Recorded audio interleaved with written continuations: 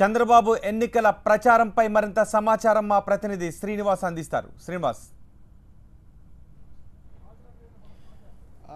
ఈ ఎన్నికల షెడ్యూల్ వచ్చిన తర్వాత ఇది ఫస్ట్ టైం జిల్లాలో టీడీపీ అధినేత చంద్రబాబు నాయుడు ఫస్ట్ టైం పర్యటిస్తున్నారు. ఇక్కడ హైవేకి సమీపంలోనే ఇక్కడ శారదా బేకరీ గ్రౌండ్స్లో ఈ ఏర్పాట్లు చేస్తున్నారు. ప్రస్తుతం చూడవచ్చు మధ్యాహ్నం 1 గంటకు ఇక్కడ చంద్రబాబు నాయుడు బహిరంగ సభ ఉంటుంది.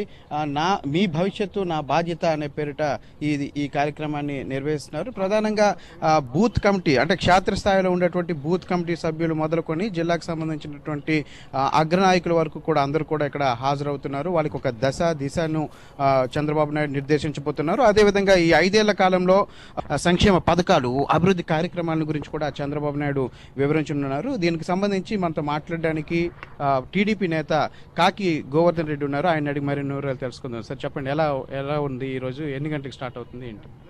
ఈరోజు 1 గంటకి స్టార్ట్ అవుతుంది ఈ కార్యక్రమం. ముందుగా విజయనగరంలో మీటింగ్ అయిన తర్వాత, సమావేశం అయిన తర్వాత నేరుగా వైజాగ్ వస్తారు. వైజాగ్ కంప్లీట్ అయిన తర్వాత ఈస్ట్ గోదావరి అయిన తర్వాత వెస్ట్ గోదావరి. ఈరోజు అంటే ప్రధానంగా ఏముండొచ్చు స్పీచ్లో? ప్రధానంగా తెలుగుదేశం పార్టీ ఆస్తి కార్యకర్తలతో ఆస్తి నారా చంద్రబాబు నాయుడు నాయకత్వం.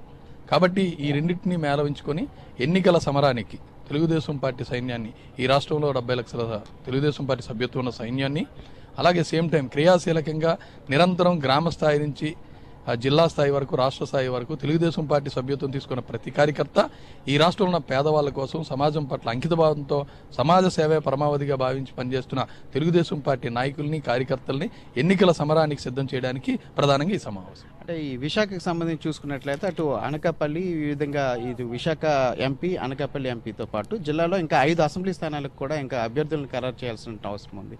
ఈ నేపథ్యంలో ఏమైనా దానికి సంబంధించి ఏమైనా ప్రకటన వచ్చే అవకాశం కానీ ఏమైనా ఉండొచ్చు అంటారా? మేము ఎన్నికల ఎత్తుగడలో భాగంగా అభ్యర్థి లిస్టులను రిలీజ్ చేస్తున్నాం.